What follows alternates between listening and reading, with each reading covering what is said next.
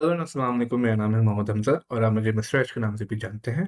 और हमारे इस वीडियो का टॉपिक है how to be super confident in a job interview.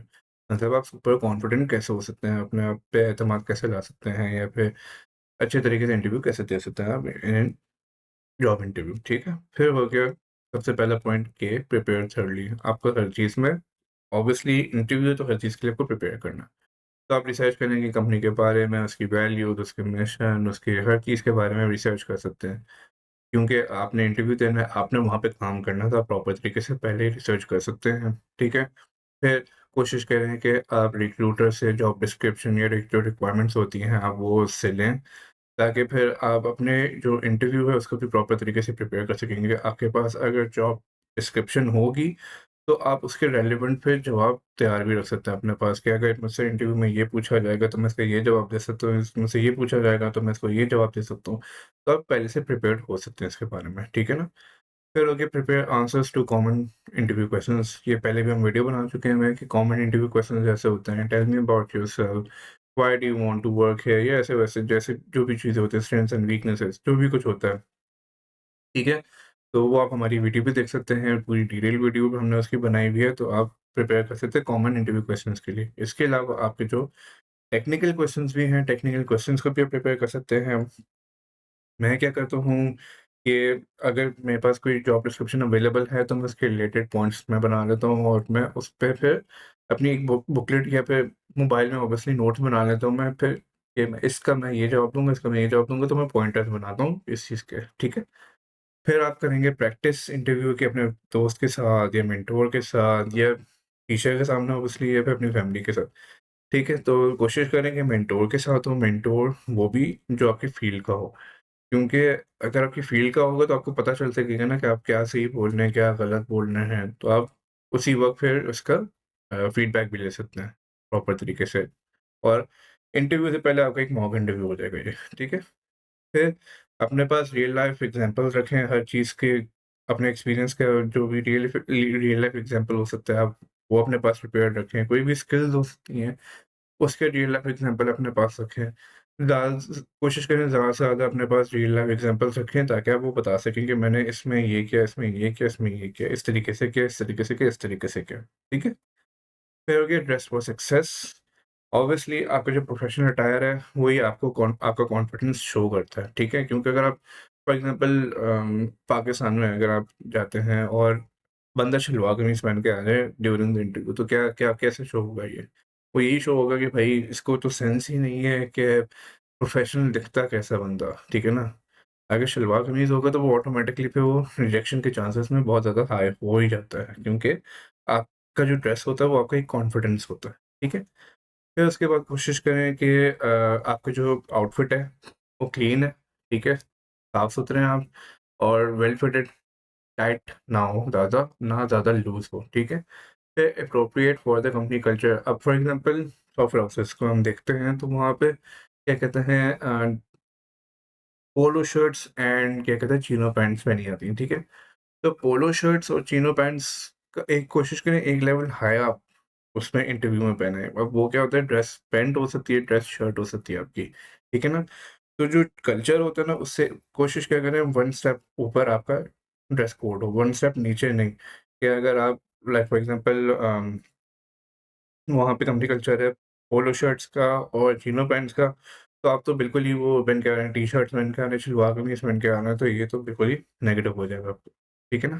फिर ग्रूम योरसेल्फ नीटली ताकि आपकी ओवरऑल प्रेज़ेंटेशन अच्छी लगे, अच्छे तरीके से बाल कटवाएँ, प्रॉपर तरीके से अपनी दाढ़ी को बनवाएँ या फिर अगर आपका मेकअप है तो मेकअप भी ऐसा हो कि लाइट हो, बहुत ज़्यादा हेवी ना हो कि वो बंदा बिल्कुल ही डिफरेंट ही शो हो रहा हो। मतलब इंटरव्यू इंटरव्यू जैसे जा रहा है कि मतलब एक लड़की जा रही है, इंटरव्यू में कुछ और दिख रही थी, रियल लाइफ में कुछ और दिख गई।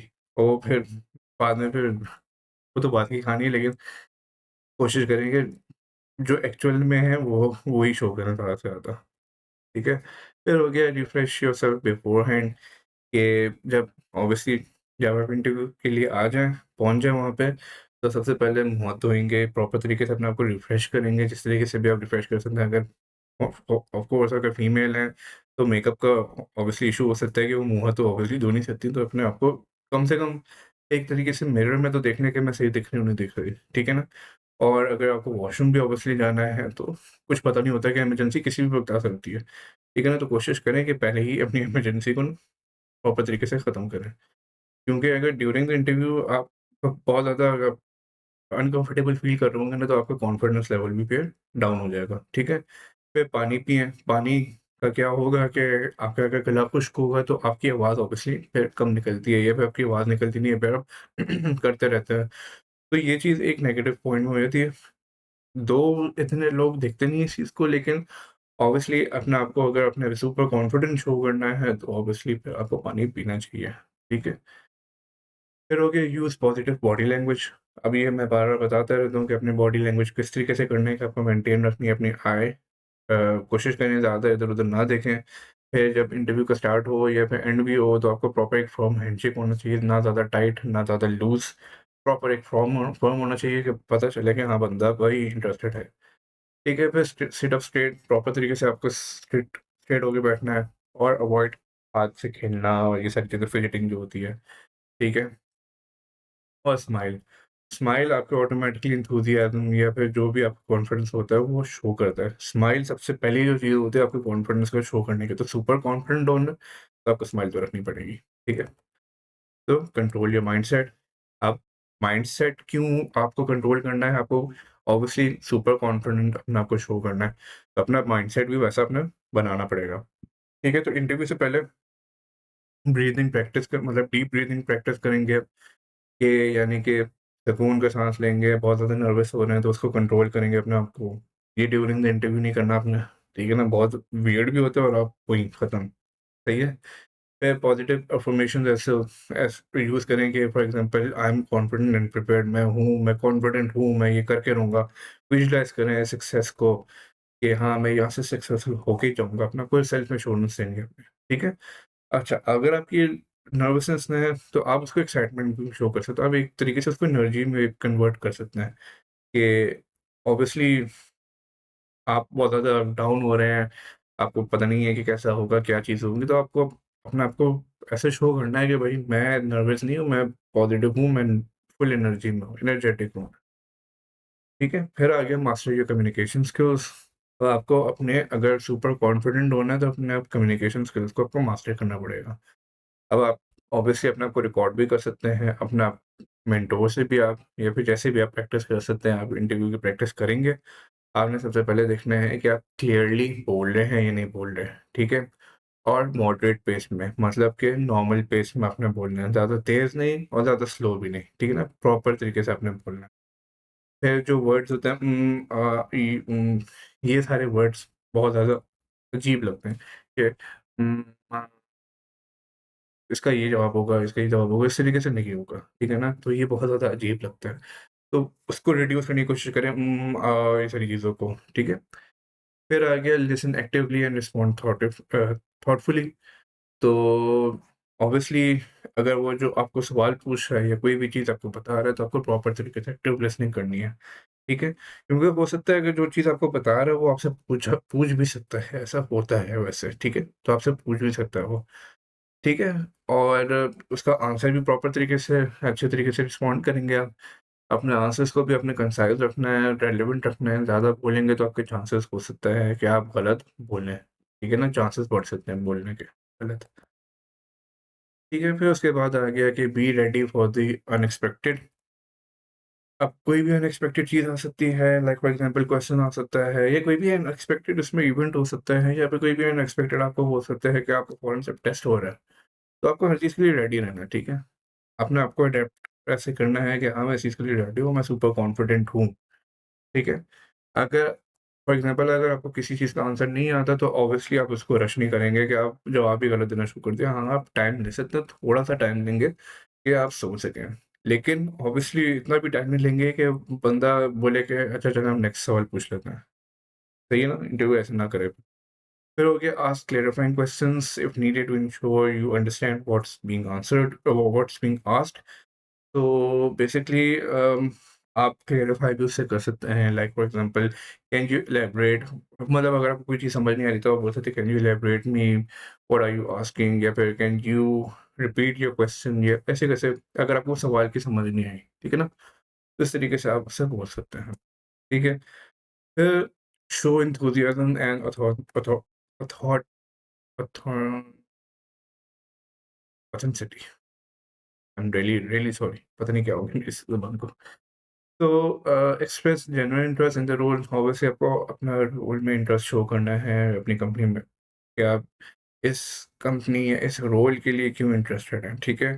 फिर let your passion for your field come through naturally, मतलब कि आपका जो फील्ड है, आप जिस फील्ड के लिए काम कर रहे हो, तो ऑटोमेटिकली आपका जो आप आंसर्स दे रहे हो वो ऐसा पैशन शो करे कि वो नेचुरली ऐसा लग रहा है कि आप इस फील्ड के लिए बने हुए हैं। ऐसा ना हो कि वो बंदा बोलते कि यार तुम्हें इस फील्ड में होना नहीं चाहिए, ये बहुत ज़्यादा ही धचका लग जाएगा आपको, ठीक है ना? फिर बी योरसेल्फ मतलब कि ऑथेंटिक होना आपने।